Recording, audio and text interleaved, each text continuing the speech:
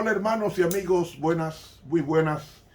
El profesor Ramón Romero en este espacio con esta entrega de El estado de los muertos. Hoy entramos en un segmento importante, origen del purgatorio. Vamos a estudiar en más de una entrega sobre el purgatorio de esta doctrina. Antes de orar, vamos a invitarlos a que se suscriban a este canal de YouTube Ramón Romero y denle clic a la campanita. Suscríbase e invite a otros a que lo hagan. Vamos a orar. Padre mío, Padre nuestro, por tu misericordia infinita, estamos vivos y suplicamos tu gracia para que permee nuestras vidas a la semejanza divina. Ábrenos el entendimiento para asimilar tu palabra con alegría en el nombre de Jesús. Amén. Muy bien, mis hermanos y amigos. La doctrina del purgatorio es una creencia única y esencial de la Iglesia Católica.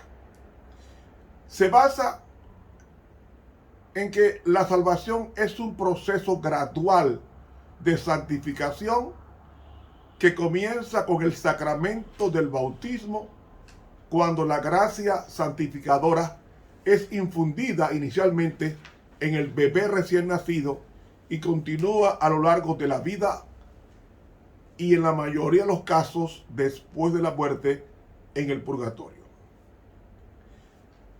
La doctrina del purgatorio consiste en los siguientes 6 componentes. Primero, el sacrificio de Cristo nos libra solo de la culpa de nuestros pecados y del castigo de la muerte eterna. Segundo, la doctrina del purgatorio enseña que para todos los pecados cometidos después del bautismo, el creyente debe hacer reparación por medio de la penitencia y las buenas obras. 3. Esta doctrina enseña que antes de que un alma entre al cielo, debe ser purificada de todo pecado y satisfacer las demandas de la justicia divina. Cuarto, si la reparación y la purificación del alma no son completadas en esta vida presente, deben de llevarse a cabo después de morir en el purgatorio. Quinto, la Eucaristía, es decir, la misa, es un sacrificio propiciatorio que puede asegurar el perdón de los pecados después del bautismo en conformidad con la decisión del sacerdote oficiante. Así que si una misa conmemorativa se celebra en favor de un alma en el purgatorio, reduce y alivia el castigo temporal del alma. Y sexto, el Papa y sus representantes, que son los sacerdotes, tienen el poder, según esta doctrina, de perdonar pecados, es decir, exonerar de culpa a los pecadores arrepentidos de la obligación de hacer reparación por los pecados. Y generalmente esto se otorga una indulgencia parcial o total que reduce o elimina el castigo temporal en el purgatorio. Eso es los 6 componentes de la doctrina del purgatorio. Ahora bien, en la Escritura, en la Biblia, la santificación no es un proceso en el que se paga por nuestros pecados y que continúa en el purgatorio, sino es un proceso a través del que Dios, por medio de su gracia, nos libra de la presencia y del poder del pecado en nuestra vida actual. En la teología católica, el objetivo del purgatorio es lograr la limpieza completa de todo vestigio de pecado antes de que el alma pueda entrar en la presencia de Dios. El teólogo católico más influyente de la Iglesia Católica se llamó Tomás de Aquino. Este hombre, considerado en el seno católico como el teólogo más influyente, en la Universidad Católica se requería que los alumnos de teología tomaran cursos sobre la teología de Tomás de Aquino. En su Suma Teológica, considerada como la definición y la defensa racional más exhaustiva de las doctrinas católicas. Así que dice Tomás de Aquino que el propósito principal del castigo del purgatorio es limpiarnos de los restos del pecado, y por tanto el dolor del fuego solo es atribuido al purgatorio porque el fuego limpia y consume. El fuego del purgatorio es esencialmente el mismo que el fuego del infierno. La diferencia no está en la naturaleza del fuego, sino en su función. La noción de que las almas en el purgatorio no tienen otra elección que sufrir pasiva y pacientemente en el fuego purificador hasta que Dios esté satisfecho de que han sido purificadas lo suficiente como para obtener acceso al paraíso, sugiere que el sufrimiento físico en sí puede purificar los pecadores, incluso sin poder tomar decisiones morales por medio del libre ejercicio de la voluntad. ¿Qué enseña la Biblia? La Biblia enseña que Jesús efectuó la purificación de nuestros pecados en Hebreos 1:3 en la cruz. Su sangre puede limpiar al pecador arrepentido más vil, y no queda ningún castigo temporal que los creyentes tengan que expiar en el purgatorio por los vestigios de pecado, porque Jesús pagó por todos ellos, porque dice 1 Juan 2:2 que Él es la propiciación de nuestros pecados, según 1 Juan 2:2. Esta enseñanza del purgatorio, de que los pecados perdonados bajo la autoridad y las regulaciones de la Iglesia Católica todavía deben ser expiados a través del castigo infligido por los pecadores arrepentidos en esta vida, y para la mayoría también después de morir en el purgatorio, proviene de la doctrina católica romana, no de la palabra de Dios.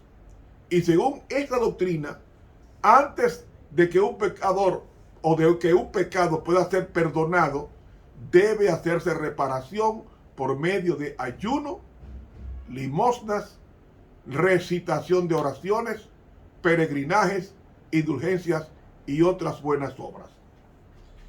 La doctrina de que los pecadores perdonados aún deben pagar el castigo de sus pecados va en contra de la doctrina y de la buena noticia del Evangelio de que si confesamos nuestros pecados, Él es fiel y justo para perdonar nuestros pecados y limpiarnos de toda maldad. 1 Juan 1:9. Este pasaje claramente expresa que Dios es fiel y justo, tanto para perdonarnos como para limpiarnos de toda maldad cuando confesamos nuestros pecados. Así que la limpieza del pecado es una provisión divina de la gracia, no un logro humano al sufrir pacientemente en las llamas del purgatorio. ¿Por qué? Porque la sangre de Cristo nos limpia de todo pecado. Yo pregunto, ¿los pecados de San Pablo no fueron perdonados en el momento en que creyó? ¿O le dijo Jesús al ladrón arrepentido que finalmente estaría con él en el paraíso después de pagar el castigo merecido en el purgatorio? No. Hermanos, la Biblia es muy explícita y muy clara. La Biblia no hace ninguna distinción artificial entre la culpa o el castigo de nuestros pecados pagados por el sacrificio de Cristo en el Calvario. Simplemente nos dice que Dios muestra su amor para con nosotros, que siendo aún pecadores, Cristo murió por nosotros en Romanos 5:8. Y también nos dice que Cristo murió por nuestros pecados conforme a las Escrituras. 1 Corintios 15:3. Y también Isaías 53:5 nos dice que Él fue herido por nuestros pecados y molido, y el castigo de nuestra paz fue sobre Él, y por su llaga fuimos nosotros curados, porque Jehová cargó en Él el pecado de todos nosotros.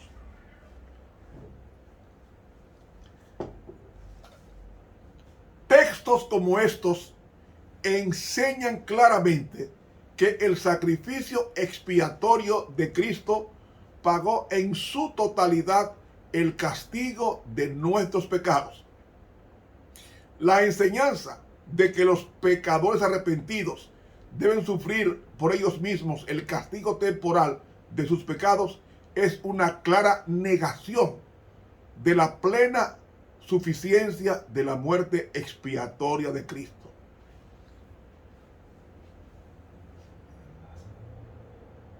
El castigo del purgatorio es temporal, no eterno como el del infierno, porque el fuego purificador continuará después del juicio general, según nos dice la doctrina católica. Es decir, según las enseñanzas católicas, el fuego purificador del purgatorio durará solo hasta que el juicio final sea ejecutado en el regreso de Cristo. Y después del juicio final, el purgatorio se cerrará y solo habrá cielo e infierno, según la doctrina del purgatorio. Esta enseñanza se contradice con el destino de los pecadores arrepentidos que mueren o quedan vivos cuando Cristo viene a cerrar el purgatorio.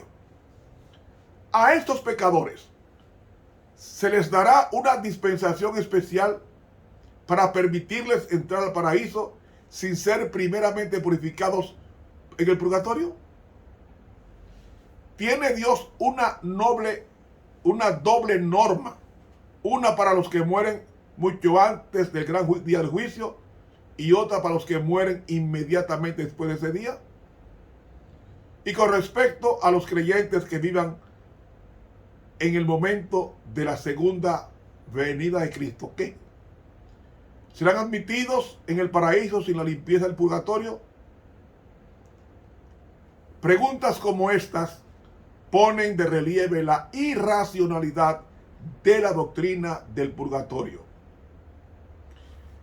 ¿Se puede aliviar el sufrimiento de las almas en el purgatorio o se puede acortar la duración ofreciendo oraciones, dando limosnas, adquiriendo indulgencias y especialmente celebrando el sacrificio de la misa? Eso es lo que enseña la doctrina del purgatorio. La razón es que el purgatorio es administrado no por Dios, sino por la autoridad del Papa y sus sacerdotes, que tienen el derecho de decidir a discreción si perdona parcial o totalmente la pena de los pecados o ser expiados por las almas retenidas en el purgatorio. Y esa enseñanza se basa en la distribución de los méritos del tesoro, que es un banco celestial administrado por la Iglesia Católica. Y el banco contiene los méritos de Cristo, de María y de los santos. Ahora bien, el origen del purgatorio se asemeja al origen de la creencia en que el alma es inmortal. Así que las dos creencias, el purgatorio y el infierno, están íntimamente relacionadas. Porque la creencia de la supervivencia del alma contribuyó al desarrollo de la doctrina del purgatorio, un lugar donde las almas de los muertos se purifican por medio del fuego antes de subir al paraíso. Si la iglesia cristiana en general hubiese permanecido fiel a la palabra de Dios de que el hombre es un ser completo y no dual, y hubiese rechazado la filosofía griega de Platón de que el cuerpo mortal y el alma es inmortal, nunca habría surgido la doctrina del purgatorio o del fuego del infierno. La razón es simple, hermano. El alma es la persona con el espíritu, Es el principio animador del cuerpo que deja de existir con la muerte del cuerpo. Es decir, el alma muere. Lo dice Ezequiel 18:4. El alma que pecare, esa morirá. ¿Y qué es alma? El polvo de la tierra más soplo de vida es igual a alma viviente, según Génesis 2:7. O sea, el hombre no tiene alma, es un alma. Es como el agua. 2 átomos de hidrógeno y 1 átomo de oxígeno producen una molécula de agua. Pero ambos separados son gases. Pero juntos forman una molécula de agua. Asimismo es el alma. La suma del cuerpo más el espíritu es alma. Cuando muere la persona y se va el espíritu, el alma muere. Por tanto, no es inmortal.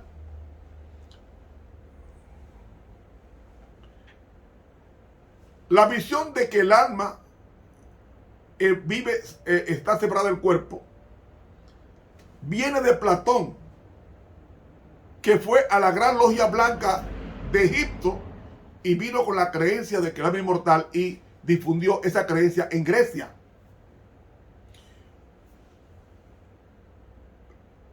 Esa creencia se difundió en la iglesia cristiana del siglo II, pero fue promovida primero por Tertuliano y posteriormente por Orígenes, por San Agustín y por Santo Tomás de Aquino.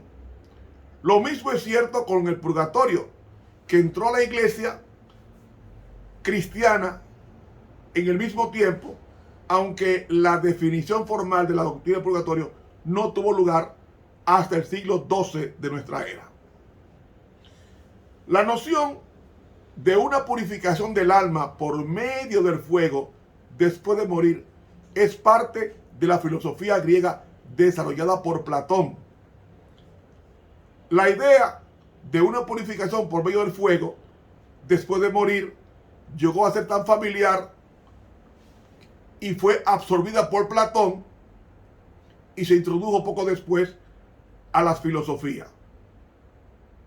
Enseñaba que nadie puede ser perfectamente feliz después de morir hasta haber purificado sus pecados, y que si habría demasiado para expiar, su sufrimiento no tendría fin. Esa creencia griega de la purificación del alma después de morir fue adoptada primeramente por los judíos helenistas durante el periodo intertestamentario, y eso se puede inferir en 2 Macabeos 12, del 41 al 45, que habla de Judas Macabeo, que envía 2000 dracmas de plata al templo de Jerusalén para pagar sus ofrendas en favor de los soldados caídos. Este es el texto primordial usado por los teólogos católicos para defender la visión de que el pueblo judío creía en la existencia de la purificación del alma poco antes de subir al cielo. Este argumento ignora 4 puntos importantes. Primero, 2 Macabeos es un libro apócrifo que no pertenece al canon inspirado del Antiguo Testamento, aceptado por los judíos y la mayoría de los cristianos. Segundo, orar por los muertos está condenado en otro libro apócrifo, que es 2 de Esdras del 7:105. De manera que muestra que incluso los apócrifos no están de acuerdo en las oraciones por los muertos.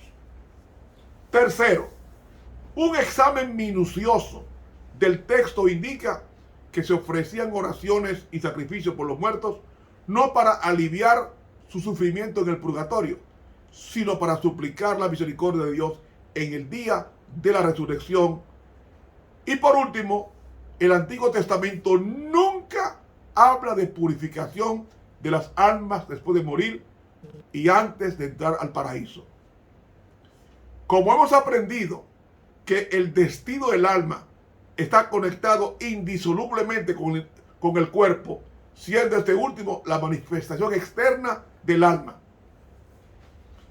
La doctrina del purgatorio, como se la conoce hoy, fue desarrollada en la Edad Media, pero las premisas del purgatorio ya estaban presentes en la iglesia primitiva por medio de la práctica de orar por los muertos. Por ejemplo, Agustín, teólogo católico del siglo IV, estableció las bases no solo para la doctrina del purgatorio, como también de la inmortalidad del alma. Y defendió Agustín la existencia del purgatorio como una cuestión de fe y enseñó que los difuntos son beneficiados por la piedad de sus amigos. El famoso libro La ciudad de Dios de San Agustín, analiza al final un concepto que se parece al purgatorio. Después del siglo XII, la doctrina del purgatorio fue ampliada y sistematizada por Tomás de Aquino en el Concilio de Lyon en el 1274, en el Concilio de Florencia en 1439 y especialmente en el Concilio de Trento de 1545 a 1563, es decir, el siglo XVI. El Concilio de Trento resumió y formalizó la doctrina del purgatorio mayormente como una respuesta a su rechazo por parte de los reformadores como Lutero, como Calvino, etc. La definición oficial de la Iglesia Católica del purgatorio por parte del Concilio de Trento fue reafirmada en el Concilio Vaticano II y se reitera en el nuevo catecismo de la Iglesia Católica.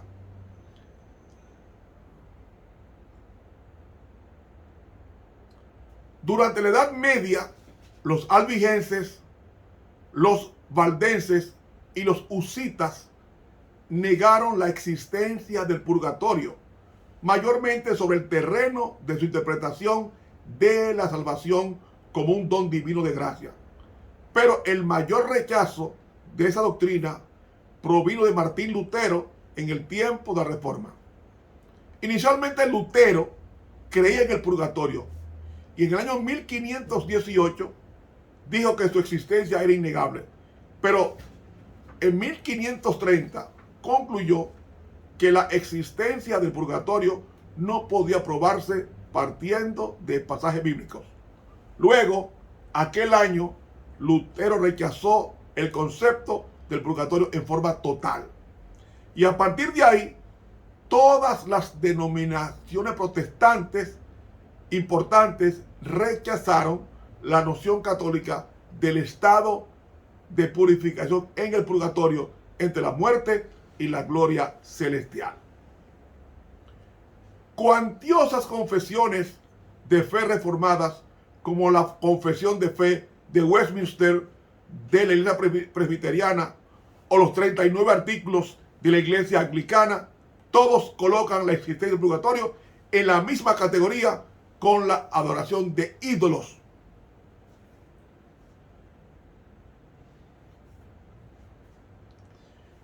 Bien, la Iglesia Católica apela a la Biblia y a la tradición para defender su dogma del purgatorio y citan 4 textos principales para apoyar tal doctrina.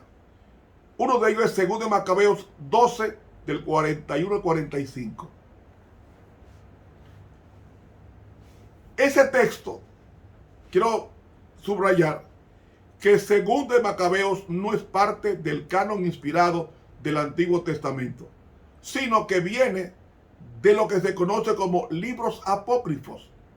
Estos libros no fueron aceptados por la comunidad de judíos palestinos que trataron como canónicos, o sea, inspirados, solo los libros actuales del Nuevo Testamento, que tenemos como 39 del Antiguo Testamento. En el 90 de nuestra era, el concilio de Jamnia formalmente excluyó los apócrifos de la escritura hebrea, declarando que la Tanaj estaba completa, es decir, la entera revelación de Dios a su pueblo en relación con su promesa.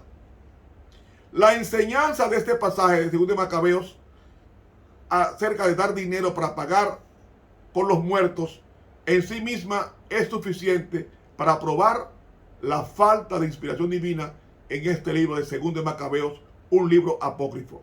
Ningún otro libro de la Biblia contiene esa doctrina que es negada por la visión bíblica del perdón divino.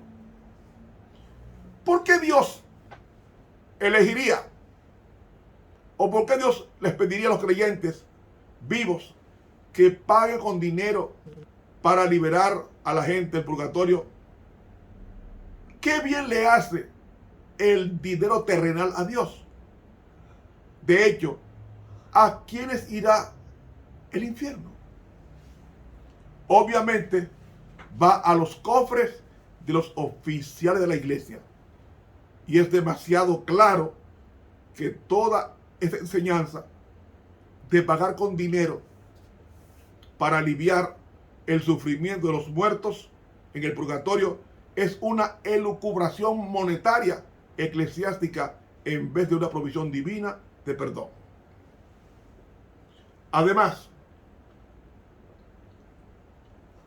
los libros apócrifos no fueron aceptados por Jesús ni los discípulos.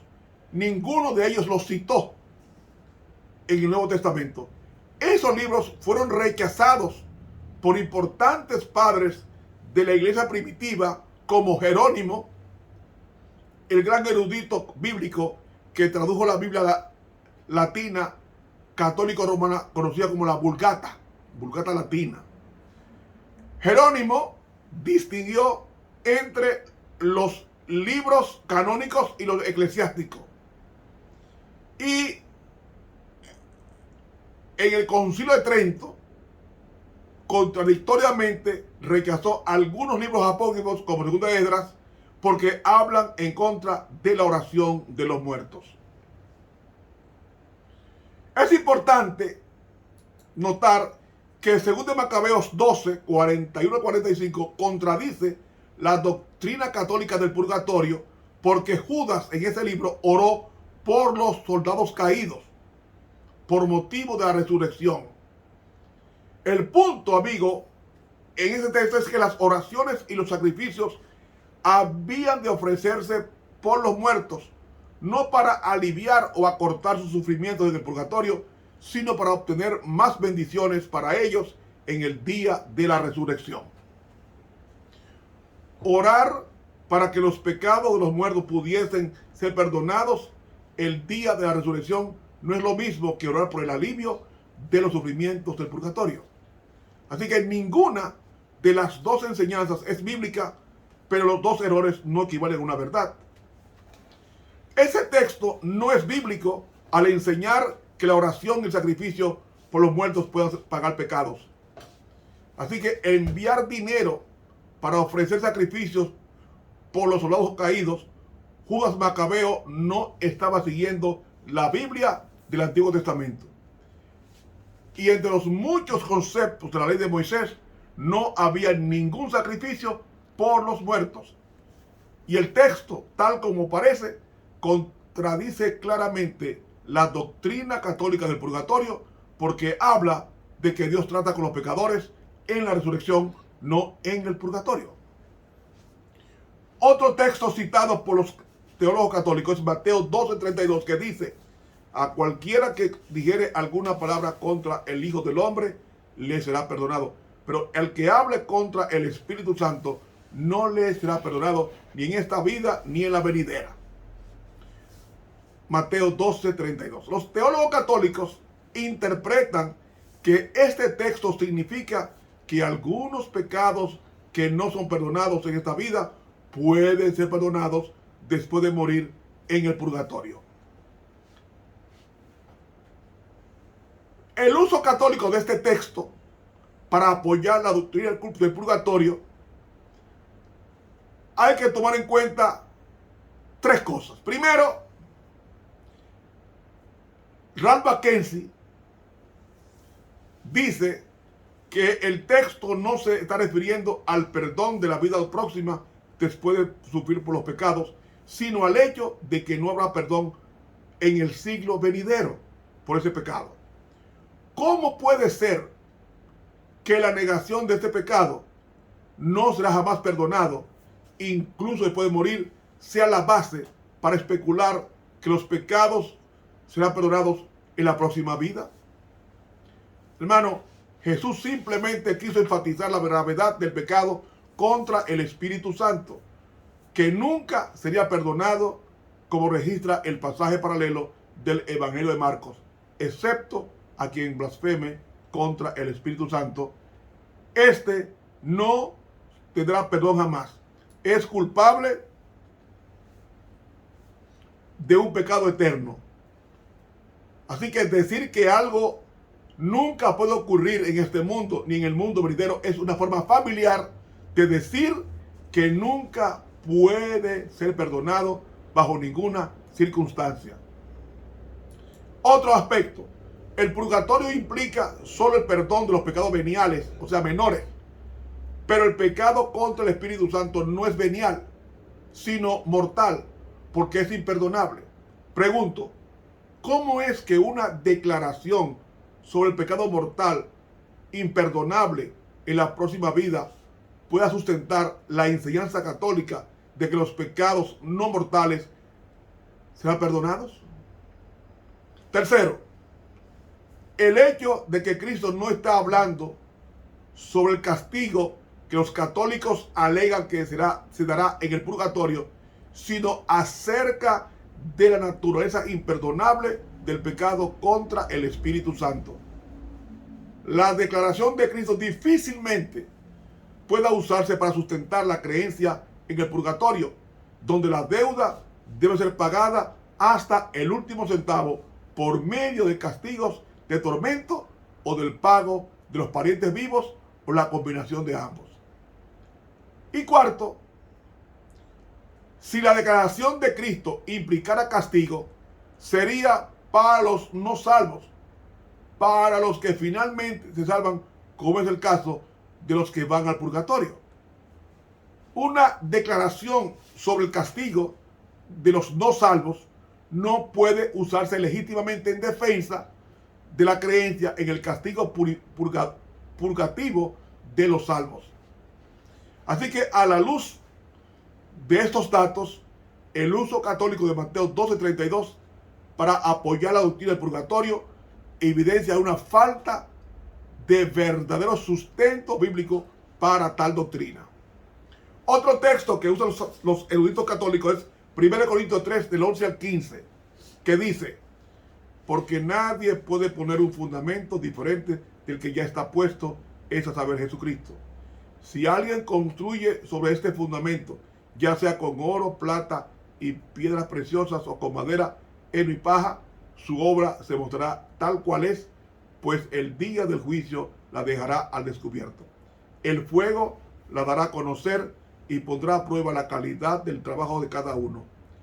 Si lo que alguien ha construido permanece, recibirá su recompensa, pero si su obra es consumida por las llamas, él sufrirá pérdida, será salvo, pero como quien pasa por el fuego. Nueva Versión Internacional. Los católicos creen que en este texto Pablo asegura la realidad del purgatorio.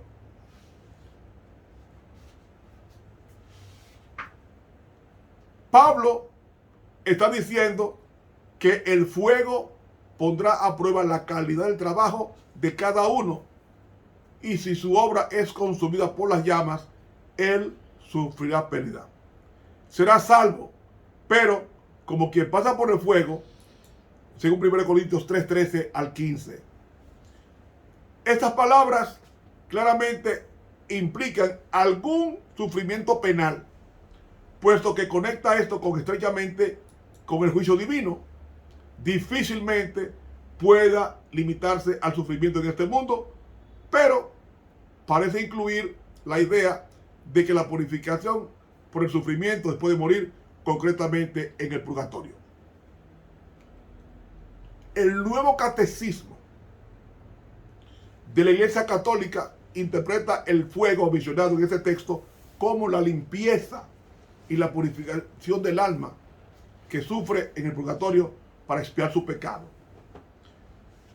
Analizando entonces esta cita, Pablo está hablando de la prueba de las obras el día del juicio y no del sufrimiento en el purgatorio.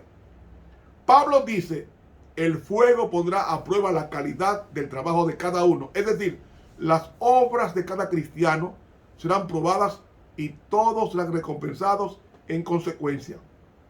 Las obras sin méritos serán quemadas y el individuo perderá recompensa, aunque él mismo será salvo. Es decir, la cuestión aquí no es sobre el pecado y su castigo, sino de recompensa por el servicio prestado por los que ya son salvos. Ese texto no dice nada sobre los creyentes que sufren las consecuencias temporales de sus pecados en el purgatorio. No son quemados en el fuego, solo sus obras son quemadas. Los creyentes ven que sus obras se queman, pero ellos escapan del fuego. Si el fuego se estuviese refiriendo a la limpieza purgativa del pecado en lugar de la prueba de las obras, ¿por qué los que han construido con oro, plata y piedras preciosas debieran sufrir junto con los que han construido con madera, heno, paja sin valor? Tercero, el fuego mencionado en el texto no purifica nuestras almas del pecado, sino que da a conocer y prueba nuestro trabajo.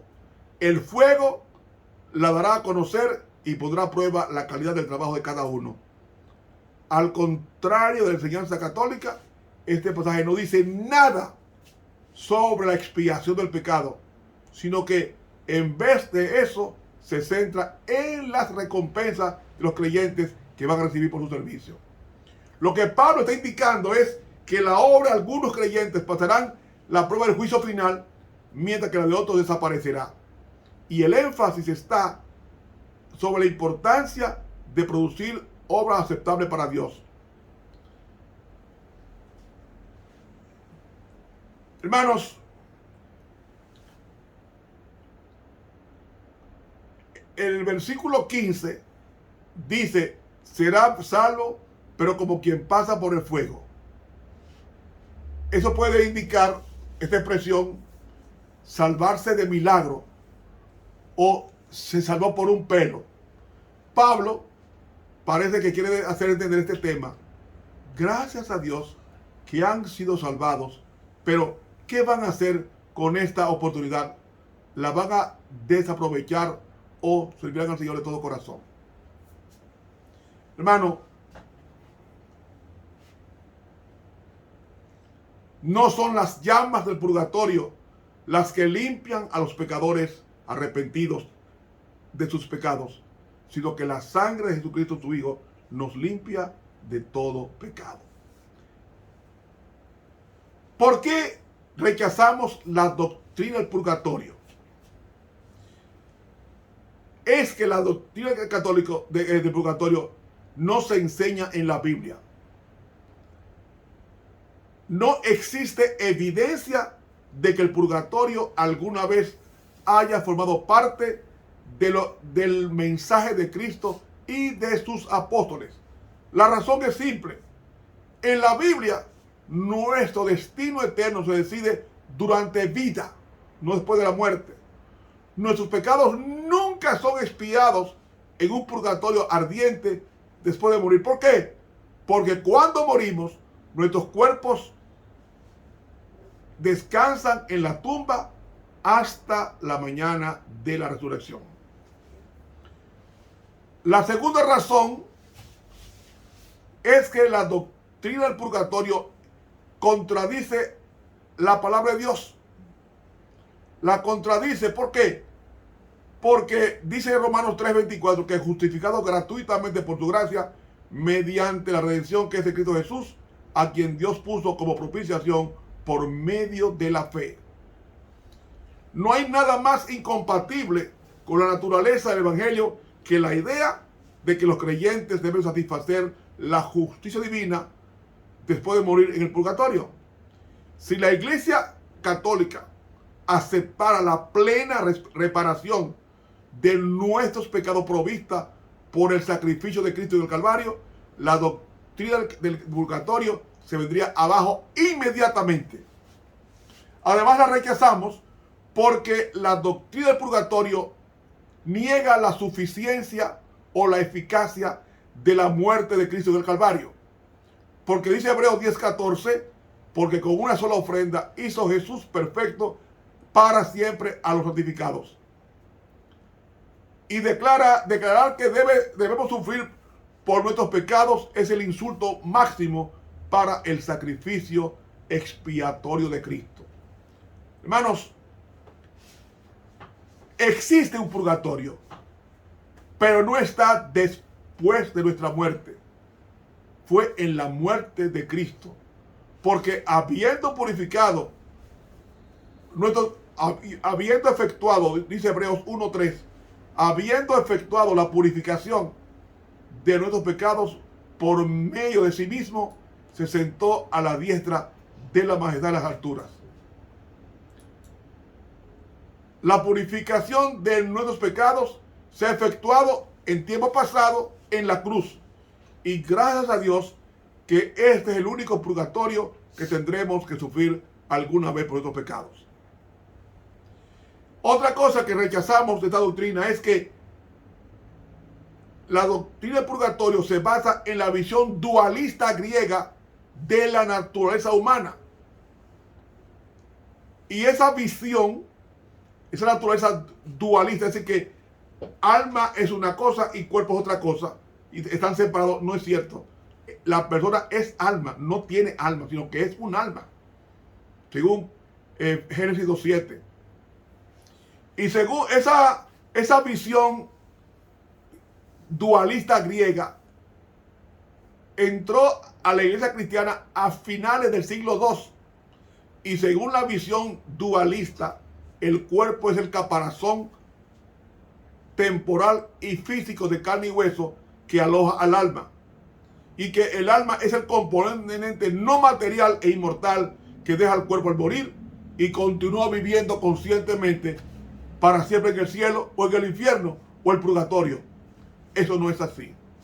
La creencia en la sobrevivencia del alma contribuyó al desarrollo de la doctrina del purgatorio, un lugar donde las almas de los muertos son purificadas al sufrir el castigo temporal de sus pecados antes de subir al cielo. Hemos probado en los estudios anteriores que la Biblia es coherente al enseñar la unidad indisoluble de la naturaleza humana, donde el cuerpo, el alma y el espíritu representan diferentes aspectos de la misma persona y no diferentes sustancias o entidades que funcionan independientemente. Esta visión holística, o sea, completa de la naturaleza humana, elimina la base para la creencia en la supervivencia del alma en el purgatorio, en el infierno o en el paraíso. Lamentablemente, la aceptación de la creencia pagana de que el alma es inmortal ha condicionado la interpretación de la Biblia y ha dado surgimiento a una cantidad de herejías como es el purgatorio, el tormento eterno en el infierno, la oración por los muertos, la intercesión de los santos, el tesoro de los méritos, las indulgencias y una visión etérea del paraíso. Y amigo, estas herejías han oscurecido la visión bíblica de la salvación como un don gratuito de Dios al promover la salvación por las obras, como lo dice la Iglesia Católica. Una quinta razón para rechazar la doctrina católica del purgatorio es su dependencia del tesoro de las obras administrado por el Papa y sus representantes. Porque según la teología católica, la Iglesia administra un tesoro de los méritos obtenidos por Cristo en la cruz y ganados por los santos, que hicieron más obras buenas que lo necesario para su salvación. En vez de perder los méritos extra, Dios los deposita en un banco conocido como los tesoros de los méritos, según la Iglesia Católica. Y esos méritos pueden ser concedidos por la Iglesia en forma de indulgencias para las almas que sufren el purgatorio. Hermanos, el Papa Clemente VI fue el primero en declarar en la bula de jubileo en el 1343 la doctrina del tesoro de la Iglesia, que tiene que ver con las expiaciones de María y de todos los escogidos. Mi amigo, la razón básica para rechazar la creencia de esto es el mismo concepto de los méritos. En la Biblia, la salvación no es por obra, es por gracia. Porque por gracia somos salvos, dice Efesios 2:8. Y no es ningún don, pues es don de Dios, no por obras, para que nadie se gloríe. Así que, hermanos, en la Biblia los méritos y la gracia son excluyentes. Toda la idea de que uno puede comprar una indulgencia, la misma razón que incitó la reacción de Lutero contra los abusos de la iglesia, es repugnante. Porque dice 1 Pedro 1:18, fuiste rescatados de vuestra vana manera de vivir, no con cosas corruptibles como plata u oro, sino como la sangre preciosa de Cristo, como de un cordero sin mancha y sin contaminación. Una sexta y última razón para rechazar la doctrina del purgatorio es su inconsistencia con la enseñanza católica de que el purgatorio se cerrará con la segunda venida de Cristo. Puesto que se supone que todos los creyentes sufren las consecuencias temporales de sus pecados en el purgatorio, ¿qué pasará con los millones de creyentes que mueran o que estén vivos cuando Jesús regrese en gloria? ¿Recibirán una dispensación especial que los admita en el cielo sin primero pasar por el castigo de purificación del purgatorio? Amigo, si el purgatorio no es necesario para los que mueran o estén vivos cuando Jesús venga, ¿por qué debiera ser necesario para los que vivieron mucho tiempo antes del retorno de Cristo a la tierra? ¿Tiene Dios una doble norma de justicia que envía a algunos al castigo eterno o al purgatorio? Estas contradicciones sin sentido pueden resolverse fácilmente reconociendo que el sacrificio que hizo Jesús en el Calvario es suficiente, de manera que no hay necesidad de purgatorio para pagar los pecados, porque Cristo lo pagó por nosotros en la cruz del Calvario. Simplemente aceptarle es suficiente. Claro, esto no significa que estemos exentos en esta vida presente de las consecuencias temporales del pecado. Dios sí permite que pasemos por el crisol del fuego para aleccionar y purificar nuestro carácter. Pero nuestros sufrimientos actuales no surgen de la necesidad de apaciguar el sentido de justicia de un Dios vengativo. El sacrificio expiatorio de Cristo en la cruz satisfizo totalmente la justicia de Dios en favor de los pecados de la raza humana y no necesita pasar a la purificación en el purgatorio, porque aceptando a Jesús es más que suficiente para que nos limpie todo pecado. En resumen, en la teología católica, la salvación se ofrece a la iglesia a través del sistema sacramental. Y la iglesia católica tiene la autoridad de otorgar remisión parcial o plenaria del castigo temporal del pecado, como vendiendo misas conmemorativas e indulgencias. Estas pueden aliviar, acortar o eliminar el tiempo pasado en los fuegos del purgatorio, cosa que no es bíblico. Ahora, ¿qué nos dice la Biblia? La salvación es gratuita, no por obras. Jesús murió para pagar el castigo de todos nosotros. Isaías 53 dice que Jesús fue herido por nuestras rebeliones, molido por nuestros pecados. El castigo de nuestra paz fue sobre él, y por su llaga fuimos nosotros curados. Jesús sufrió por nuestros pecados a fin de que pudiésemos ser librados de sufrir el castigo de nuestros pecados. Decir que nosotros también debemos sufrir por nuestros pecados es decir que el sufrimiento de Jesús fue insuficiente. Decir que debemos expiar nuestros pecados a través del fuego del purgatorio es negar la eficacia del sacrificio de Cristo en el Calvario. Es decir, la doctrina católica del purgatorio es contraria a todo lo que dice la Biblia sobre la salvación.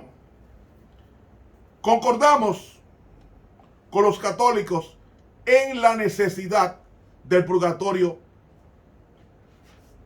para limpiarnos, para poder entrar a la presencia de Dios. Pero disentimos en la forma de lograr esta limpieza. El catolicismo insiste en que después del bautismo los creyentes deben expiar sus pecados haciendo penitencias en este mundo y soportando el fuego expiatorio en el purgatorio. La Biblia no enseña eso. La Biblia enseña que solo la sangre de Cristo nos limpia de todo pecado. Así que la Biblia reconoce el valor del sufrimiento. Y Dios permite el sufrimiento para perfeccionar nuestros caracteres. Nuestro Padre Celestial nos disciplina a nosotros con experiencia de pruebas apropiadas a fin de que aprendamos a despreciar el pecado y a convertirnos en cristianos maduros. Pero la Biblia nunca presenta nuestro sufrimiento como la expiación o reparación por el pecado. El mensaje tranquilizador de la Biblia es: ya habéis sido lavados, ya habéis sido santificados, ya habéis sido justificados en el nombre del Señor Jesús y por el Espíritu de nuestro Dios. 1 Corintios 6:11. No son las llamas del purgatorio las que limpian al pecador del mal, sino la sangre de Jesucristo, su Hijo, nos limpia de todo pecado. 1 Juan 1:7. En la tierra nueva ninguno nunca se le oirá alardear acerca de cómo consiguieron los redimidos entrar al cielo a través de penitencias y indulgencias. No, en lugar de eso, ellos van a cantar lo que dice Apocalipsis 1:5: al que nos amó y nos lavó de nuestros pecados con su sangre y nos hizo reyes y sacerdotes para Dios su Padre. A él sea gloria e imperio por los siglos de los siglos. Amén. Jesucristo y nada más es nuestra purificación. Jesucristo es nuestro purgatorio.